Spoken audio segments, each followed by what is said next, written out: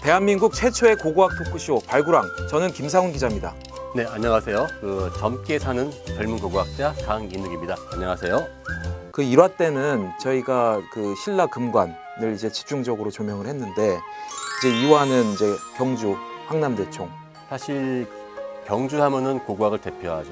고고학 중에서도 가장 중요한 유적, 황남대총입니다.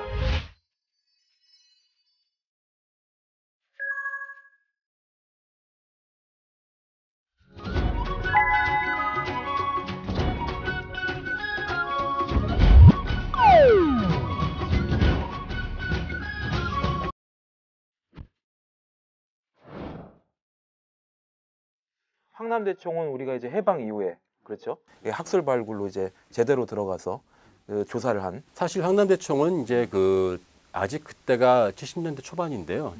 한국이 아직 그게 큰 기술이 없던 시절에 약간은 무모했던 시도였긴 했습니다. 근데 결론적으로 놓고 본다면은 그 당시에 발굴 단원들이 사실 초민적인 노력으로 사실 우리 사람 엔간한 사람 그 몸통만한 돌들을 하나씩 드러낸다는 게 하나하나를 드러내서 그 25m의 부분을 판다는 거, 그거는 절대로 엔간한 정성으로 불가능한 것이거든요. 한국 고고학계에 대부를 할 수 있는 창산 김정기 박사께서도 이게 겁없는 짓이 아니냐라고 생전에 말씀하실 정도로 그 규모나 이런 부분이 당시에 어떤 고고학 수준이랄지 발굴 기술이라는 측면에서 봤을 때는 참 어떻게 보면은 좀 용감할 수도 있었던 부분이 없지 않아 있었는데, 왜냐면은 그러한 고문을 팔 만큼 한국의 고고학 기술이 발전되었냐라고 하는 그러한 지적도 있었거든요. 근데 그런 말 있지 않습니까? 누가 뭐 아이 낳아보고 키워보고 결혼한 사람 없어요. 고고학은 어차피 시행착오가 없으면 절대 발전이 없습니다. 그렇죠. 자, 이제 드디어 발굴왕을 모실 때가 왔습니다. 네, 저한테는 한같은 대선배시고요. 한국 고고학계의 산 증인, 한국 고고학을 바로 대표하시는 분입니다. 최병현 숭실대학교 명예교수님 모셨습니다. 어휴, 이렇게 또 자리를 빛내주셨네요.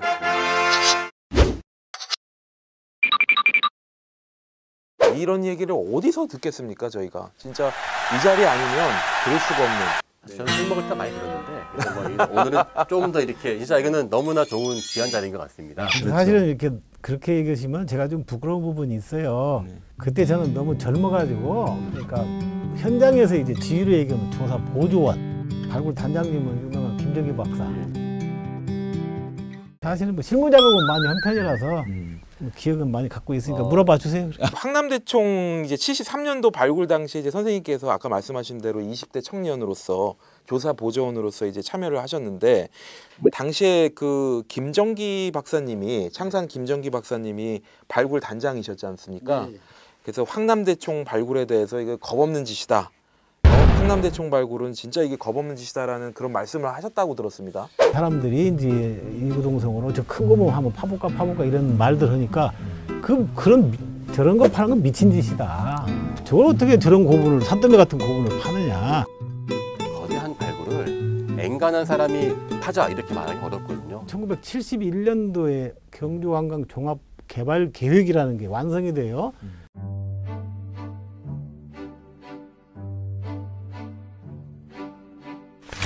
그 중에 이제 하나 들어가 있는 것이 그 당시 이름으로는 경주 황남동 98호분입니다. 쌍둥이 고분. 이 고분을 발굴해서 내부를 관람하게 한다.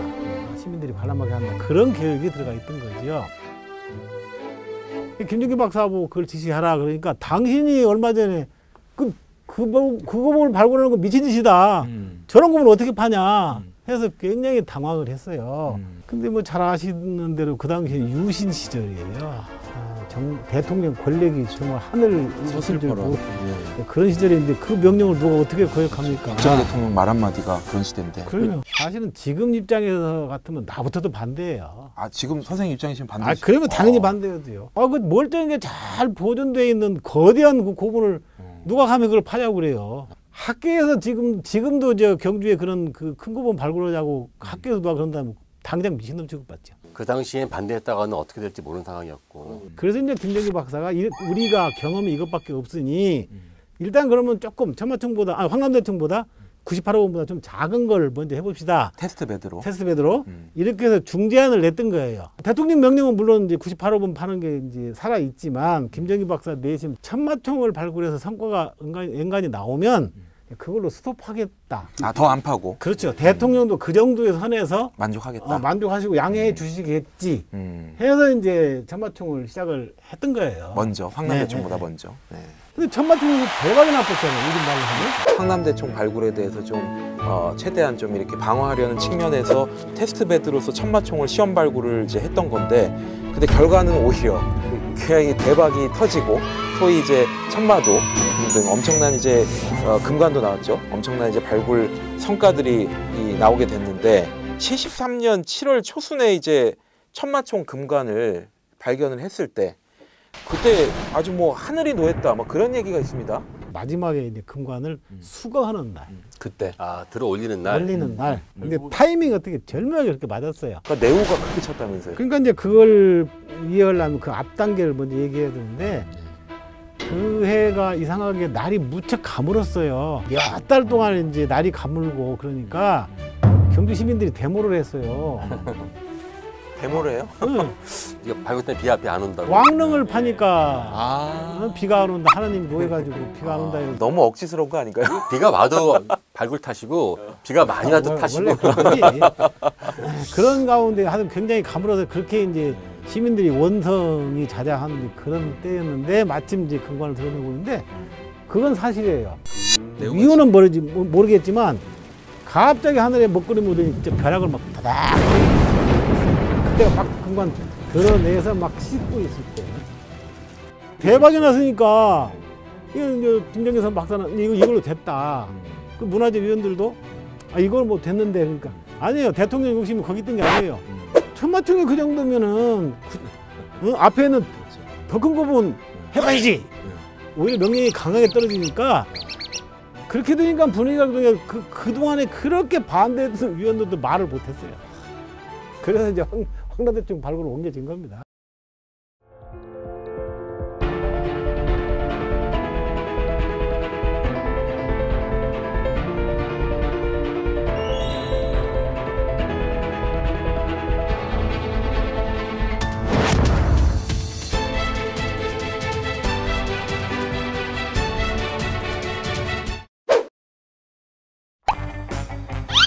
비단벌레 장식, 이 엄청난 유물을 교수님께서 직접 풀도하셨어요. 그 표현을 뭐라고 할까? 영롱하다밖에 표현을 못해. 왜 그렇게 박정희 대통령은 경주에 집착했는가? 발굴 현장에 들러 발굴 현황 보고를 받았습니다. 나는 잘 유튜브를 보지도 않고 볼 줄도 모르지만 아마 제자들이 많이 볼 겁니다. 혹시 이거 아는 사람이 있으면 다 보세요. 네. 많이 보세요. 보세요가 아니라 너 봐 이렇게 좀. 네. 꾹. 네. 꾹. 네. 봐.